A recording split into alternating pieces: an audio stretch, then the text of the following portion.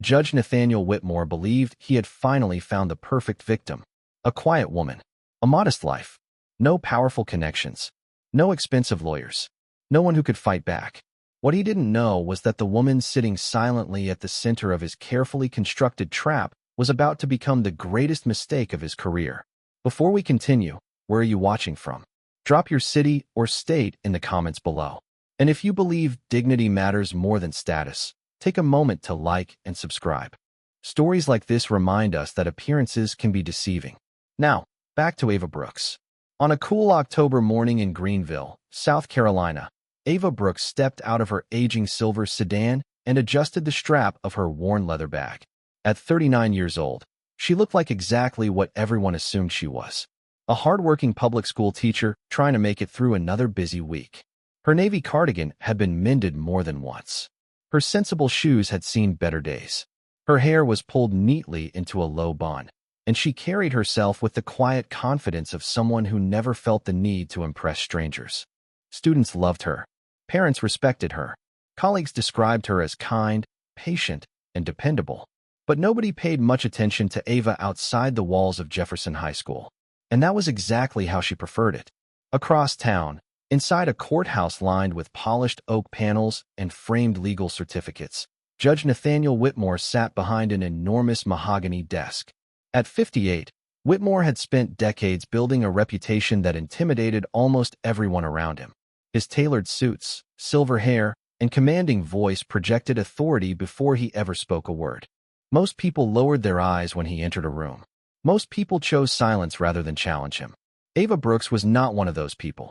3 weeks earlier, during a public community meeting, Ava had done something few citizens ever dared to do.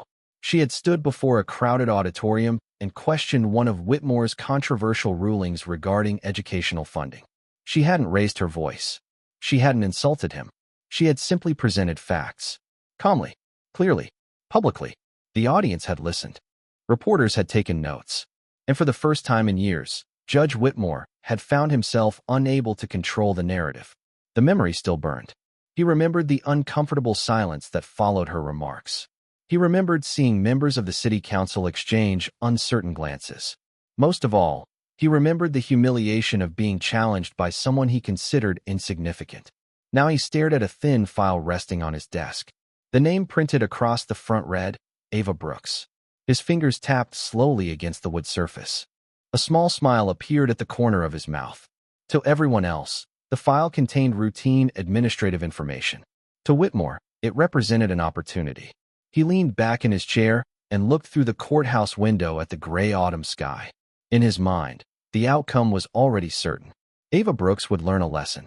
Her reputation would suffer. Her confidence would disappear. And anyone else thinking about questioning him would think twice. The judge closed the folder and slid it into his desk drawer. Satisfied, certain, untouchable. But as the courthouse clock struck 10 o'clock, neither he nor anyone else in that building realized a simple truth. The woman he considered powerless had spent years hiding a secret capable of bringing everything he had built crashing down. And somewhere beyond the courthouse walls, fate was already setting the pieces into place. The trap had been prepared. The victim had been chosen. The only problem was that Judge Whitmore had chosen the wrong woman. Ava Brooks had no idea that her name was now sitting inside a locked drawer in Judge Whitmore's office. While powerful people discussed influence and reputation behind polished doors, she spent her Tuesday exactly as she spent most Tuesdays, helping other people succeed. The morning bell echoed through Jefferson High School as students hurried through crowded hallways carrying backpacks, textbooks, and half-finished homework assignments.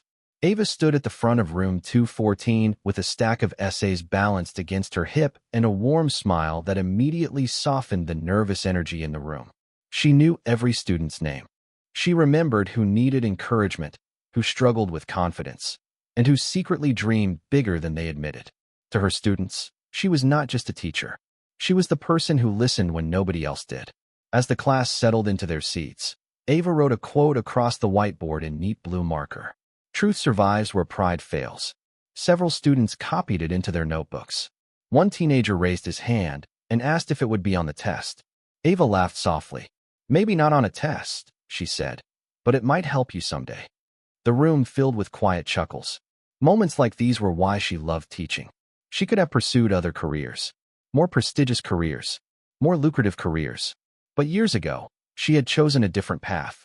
During lunch, Ava sat alone beneath an oak tree near the faculty parking lot, grading assignments while autumn leaves drifted across the grass. Other teachers chatted in small groups nearby. Most respected her, though few knew much about her life outside school. Ava preferred it that way. She rarely talked about herself. She never mentioned the long nights she spent studying years earlier.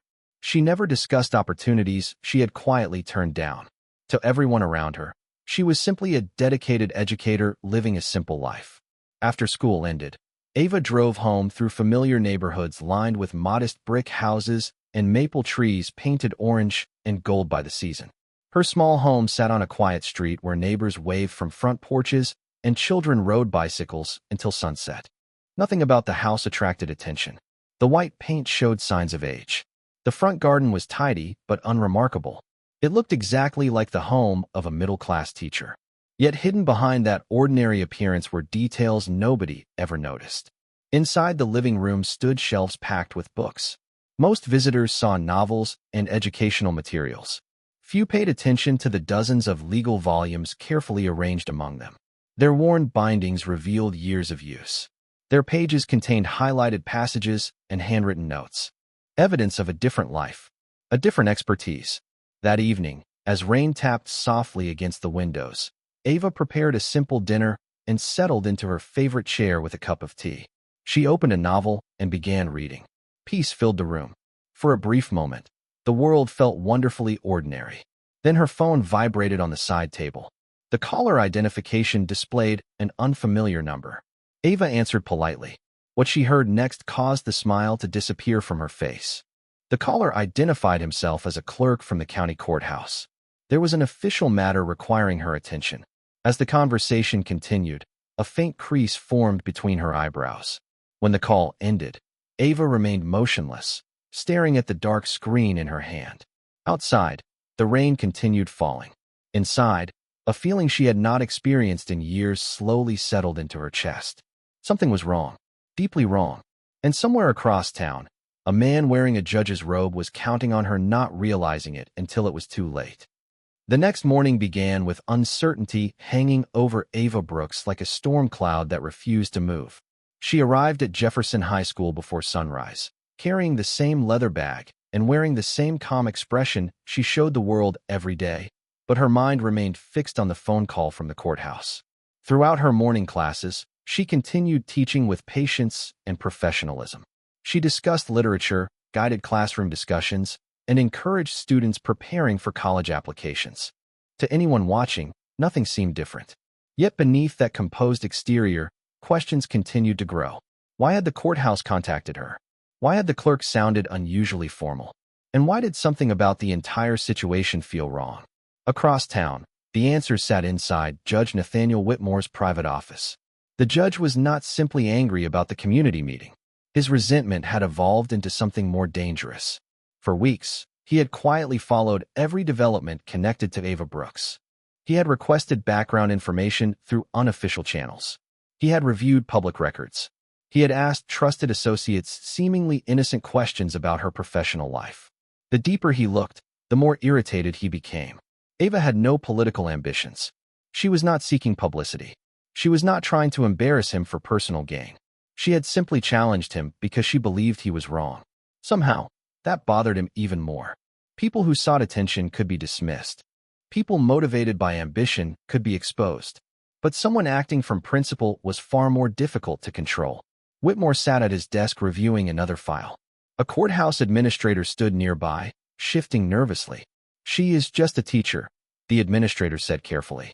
"Then she should have stayed in a classroom," Whitmore replied coldly. The room fell silent. The administrator knew better than to argue further. Whitmore leaned back in his chair and stared out the window. His pride had been wounded in front of reporters, council members, and influential donors.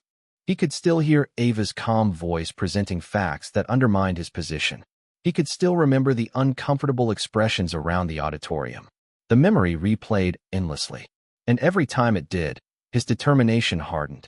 Meanwhile, Ava spent her lunch break alone in her classroom reviewing student essays. As she worked, a colleague named Rebecca entered carrying a folder. Her usual smile seemed forced. "Everything okay?" Ava asked. Rebecca hesitated. "I heard something strange this morning," she admitted. "Someone from the district office called asking questions about you." Ava looked up. "Questions? Nothing specific. Employment history, professional conduct, things like that." Ava thanked her, but the conversation left a knot in her stomach. By late afternoon, another unsettling development arrived. The school principal requested a private meeting. The moment Ava entered his office, she sensed the tension. Principal Harris removed his glasses and folded his hands. "Ava, I received an inquiry from county officials regarding an ongoing legal matter." Ava felt her pulse quicken. "Legal matter?" Harris nodded. "I do not know the details, but it appears serious enough that they contacted the district." For several seconds, neither spoke. The silence felt heavy. Ava left the office with a growing sense that invisible forces were moving around her. Somewhere, decisions were being made without her knowledge. Somewhere, someone was carefully building pressure. And as sunset painted the sky orange beyond the school parking lot, Judge Whitmore allowed himself a satisfied smile. Everything was proceeding exactly as planned. What he could not see was that every step he took toward trapping Ava was slowly leading him toward a truth he had never bothered to uncover. A truth that would eventually turn his confidence into something very different. 2 days later, the pressure that had been building quietly around Ava Brooks began to take a more visible shape. What had started as a confusing phone call now felt like a carefully coordinated campaign. She arrived home on Thursday evening to find an official envelope waiting in her mailbox. The return address carried the seal of the county courthouse. For several seconds, she simply stared at it beneath the fading light of the autumn sky. Then she carried it inside, placed it on her kitchen table, and carefully opened it. The contents immediately raised more questions than answers. According to the notice, Ava was being summoned to appear regarding administrative violations connected to a previous civic proceeding. The language was unusually aggressive. Certain claims referenced events she barely recognized. Others appeared vague enough to allow broad interpretation. Ava read every line twice, then a third time. The more she examined the document, the less sense it made. She folded the papers neatly and sat in silence. Outside, a cold wind rattled the branches of the maple tree beside her window. Somewhere in the distance, a dog barked. The ordinary sounds of the neighborhood contrasted sharply with the growing unease inside her home. The next morning brought no relief. When Ava entered Jefferson High School, conversations seemed to stop just a little too quickly. Teachers who normally greeted her warmly appeared distracted. A few offered polite smiles before looking away. By lunchtime, whispers had begun spreading through the building. Nobody openly accused her of anything. Nobody confronted her directly. But rumors rarely needed facts to travel. They only needed uncertainty. In the district administration office, questions continued to circulate. Emails were exchanged. Phone calls were made. Concerns were raised. Each action seemed small by itself. Together, they created an atmosphere of suspicion. Principal Harris called Ava into his office once again. His expression was sympathetic but troubled. "I want you to know I support you," he said carefully. "But district officials are becoming increasingly concerned." Ava listened quietly.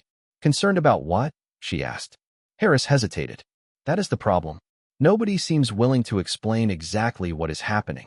The answer confirmed what Ava already suspected. Someone was using confusion as a weapon.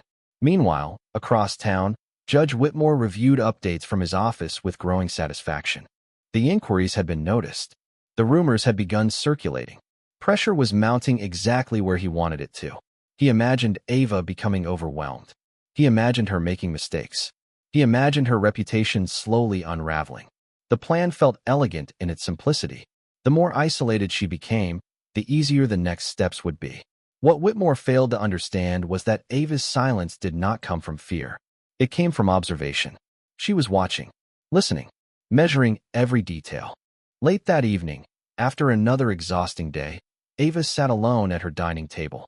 The courthouse notice rested beside a notebook filled with handwritten observations.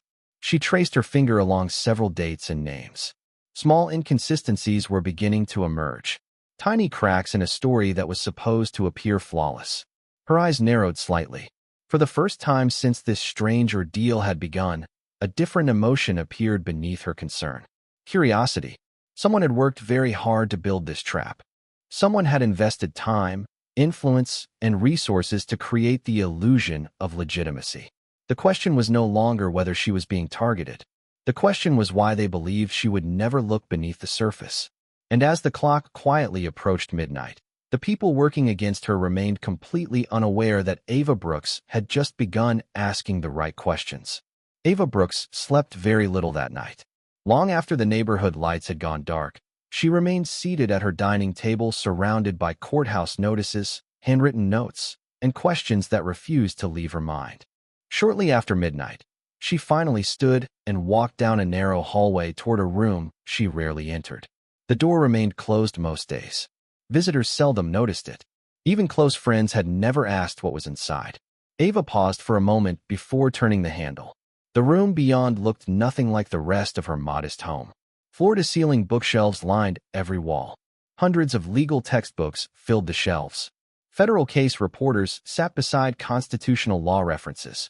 Trial advocacy manuals occupied entire sections. Framed certificates hung quietly above a wooden desk illuminated by a single brass lamp. The room felt less like a spare bedroom and more like a private legal library. Ava stepped inside and slowly ran her fingers across the spine of an old volume. Memories returned immediately. Long nights studying while classmates slept. Endless hours analyzing cases. National mock trial competitions. Academic awards. Recognition she had spent years deliberately leaving behind. On the far wall hung a framed diploma from Georgetown University Law Center. Beside it rested photographs from a different chapter of her life. In one image, a younger Ava stood beside distinguished professors. In another, she accepted an award for legal research excellence. Few people knew these accomplishments existed. Fewer still understood why she had walked away from that world. Years earlier, after watching talented attorneys become consumed by prestige, politics, and ego, Ava had chosen a simpler path. She wanted to help people directly. Teaching had given her that purpose. She never regretted the decision. But she had never forgotten the law. The law remained part of who she was. As dawn approached, Ava carefully reviewed the courthouse documents again. This time she examined them through different eyes. Not as a teacher, not as a citizen, as someone trained to recognize patterns, inconsistencies, and procedural weaknesses. Within minutes, problems began appearing. Certain references seemed unusually vague. Several administrative citations lacked the precision typically expected in official proceedings. One timeline appeared inconsistent with public records. Ava leaned back in her chair. For the first time since receiving the notice, she felt something unexpected. Confidence. Across town, Judge Whitmore slept comfortably, convinced events were unfolding according to plan. He imagined a frightened schoolteacher scrambling to understand legal terminology. He imagined confusion and panic. What he never considered was the possibility that Ava understood every document crossing his desk. The possibility never entered his mind because he had made the same mistake so many others had made. He had judged her by appearances. Friday evening arrived with steady rain falling across Greenville. Ava remained inside her legal study, organizing documents into neat folders. Dates, names, communications, public records. Each piece slowly found its place. The picture was still incomplete, but enough details had emerged to reveal something important. This situation was not random. It was not administrative confusion. Someone had created it intentionally. A faint smile appeared on Ava's face. It was the first smile she had worn in days. Outside, thunder rolled softly in the distance. Inside, the balance of power had quietly begun to shift. The woman everyone assumed was vulnerable had finally stepped into the part of herself she had hidden for years. And the people working against her still had absolutely no idea who they were dealing with. Ava Brooks did not spend the weekend worrying. She spent it preparing. That difference would eventually change everything. While rumors continued moving through school hallways and courthouse offices, Ava transformed her quiet legal study into a command center. By Saturday morning, her dining table had disappeared beneath neatly organized folders, printed records, and handwritten timelines.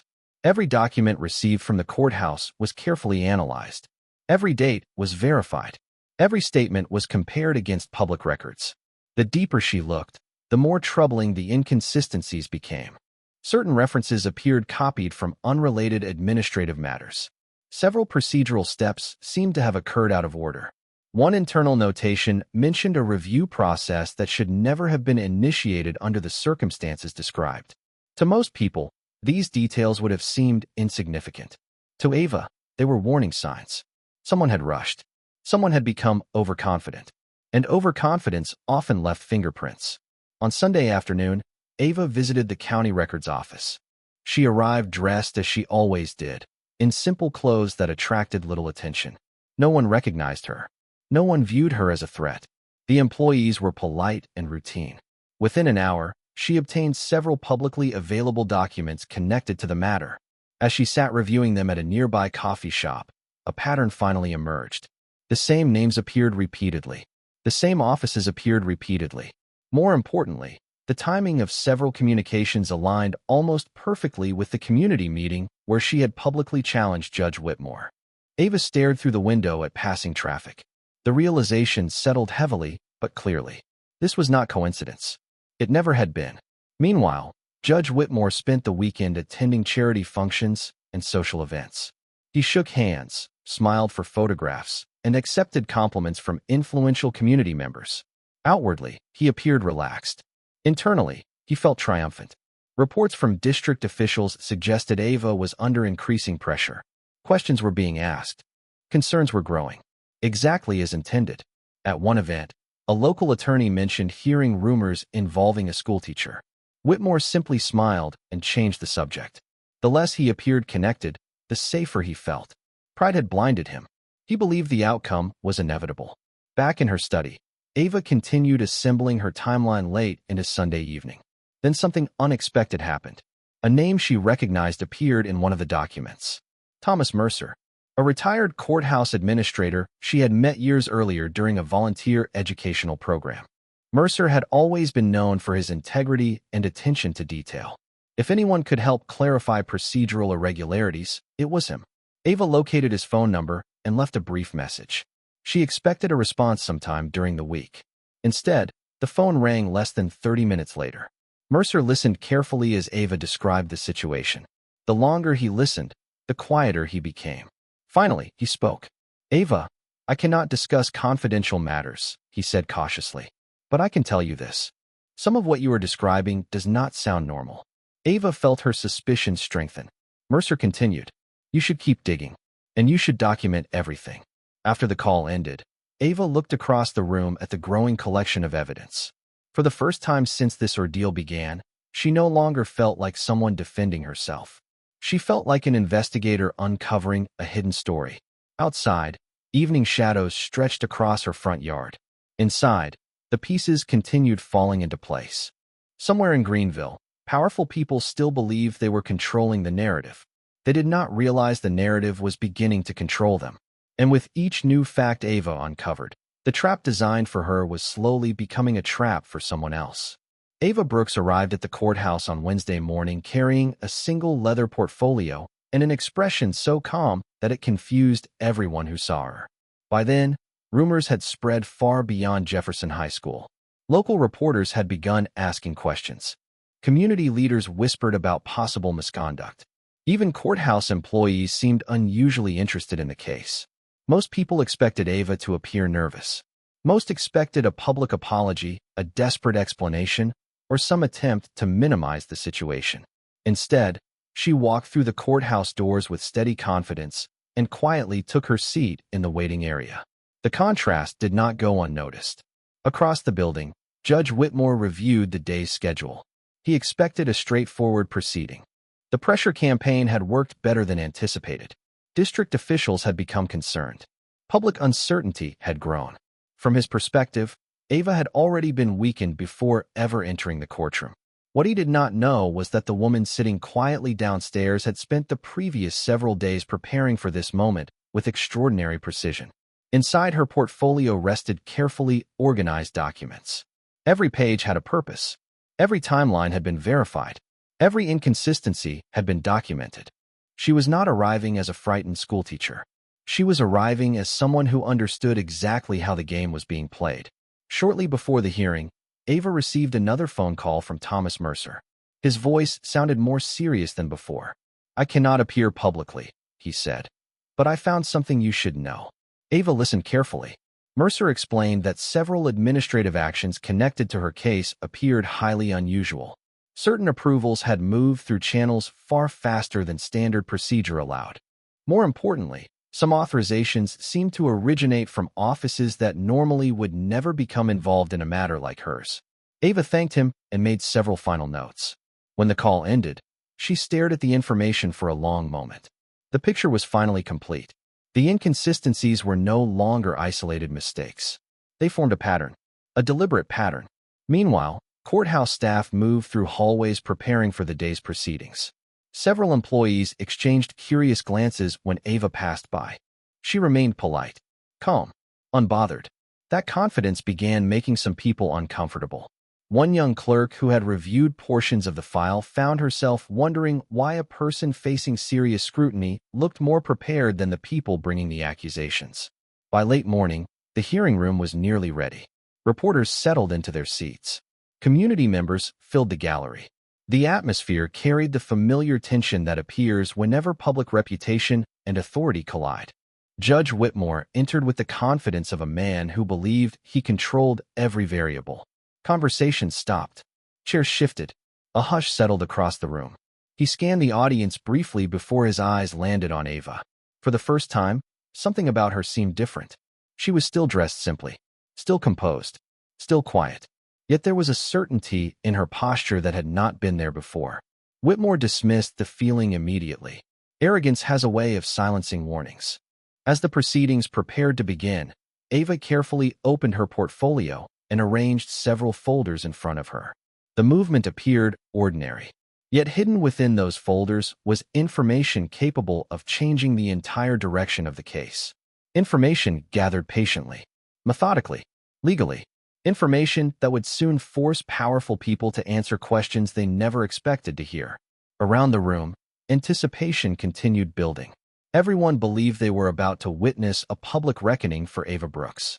Nobody realized they were actually about to witness the first stage of an entirely different reckoning.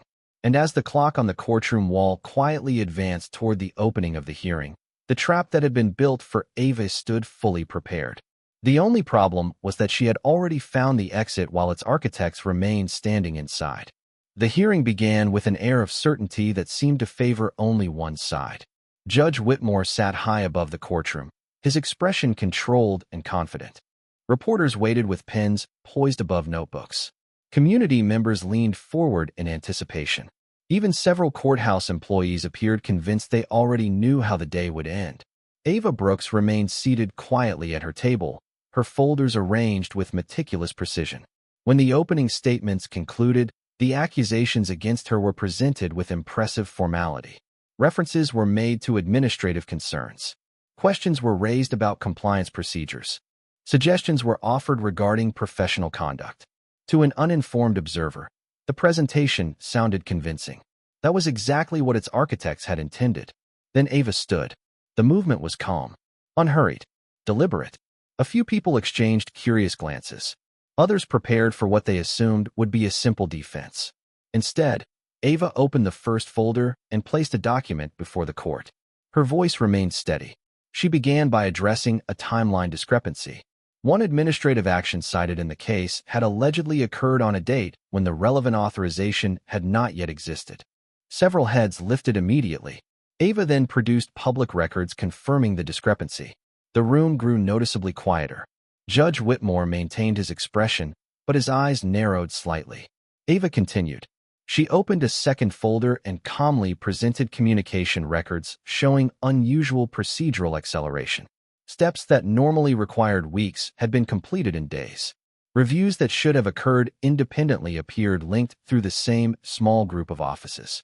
Reporters began writing faster. The atmosphere shifted. Ava moved to a third folder. This time, she presented documentation demonstrating that portions of the case file contained references inconsistent with standard administrative practice. Several experienced courthouse employees exchanged uneasy looks. They recognized the significance immediately. These were not minor errors. They were anomalies that demanded explanation. A hush fell across the courtroom. For the first time that morning, uncertainty appeared on faces that had arrived expecting certainty. Then Ava revealed the timeline she had spent days constructing. Enlarged copies were distributed to the court. Dates, communications, administrative actions, public events. Each element connected to the next with remarkable clarity. The sequence told a story far different from the one originally presented. Most striking of all was the timing. The unusual activity began shortly after the community meeting where Ava had publicly challenged decisions involving educational funding. The room went silent. Nobody spoke. Nobody moved. Even the reporters stopped writing for a moment as the implications settled over the courtroom. Judge Whitmore shifted in his chair. It was the first visible sign of discomfort anyone had seen from him all morning. Ava did not raise her voice. She did not make accusations. She simply continued presenting facts. One document after another. One inconsistency after another. One unanswered question after another. The strength of her presentation came not from emotion, but from precision. By the time she reached her final folder, the atmosphere had completely transformed.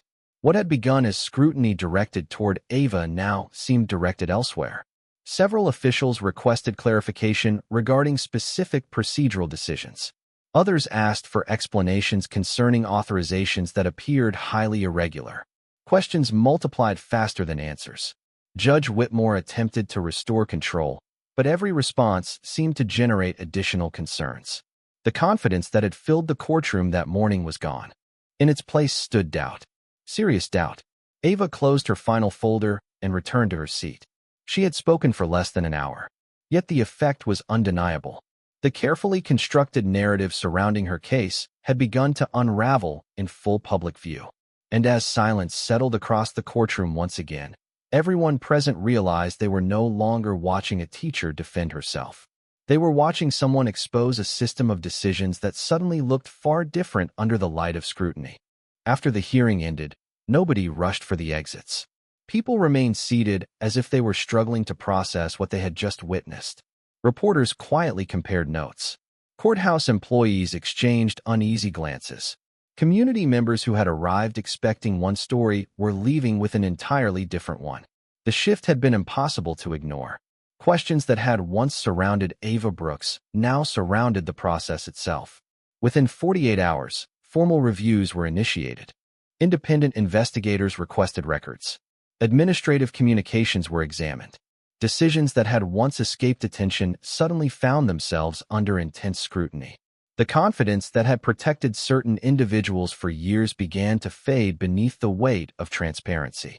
Judge Whitmore spent those days attempting to maintain normal appearances. He attended meetings, signed documents, gave interviews.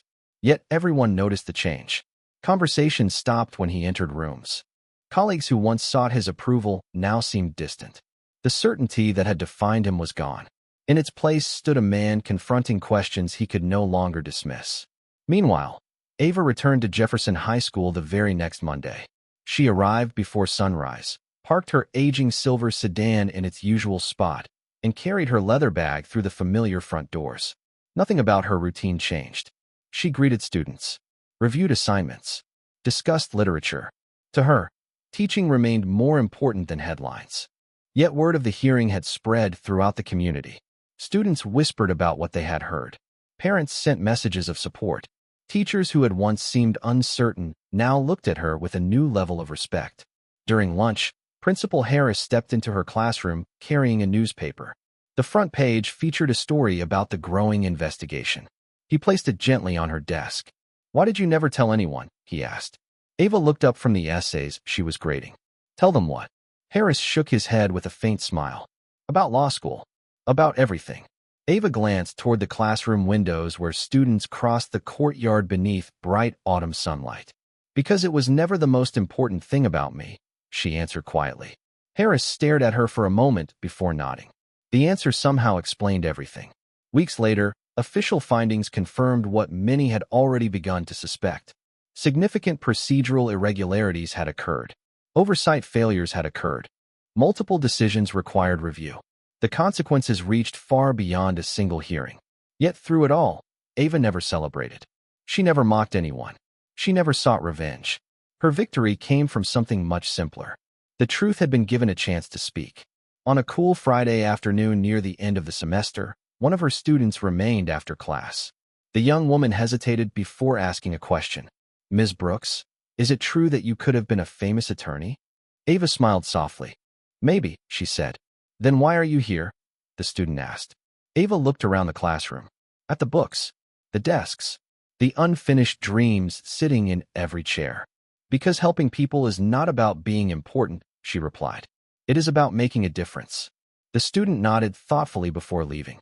Ava gathered her papers and switched off the classroom lights. As she stepped into the quiet hallway, the late afternoon sun stretched across the polished floor. Somewhere beyond those walls, powerful people were still learning difficult lessons about pride, accountability, and truth. But Ava Brooks had already moved forward.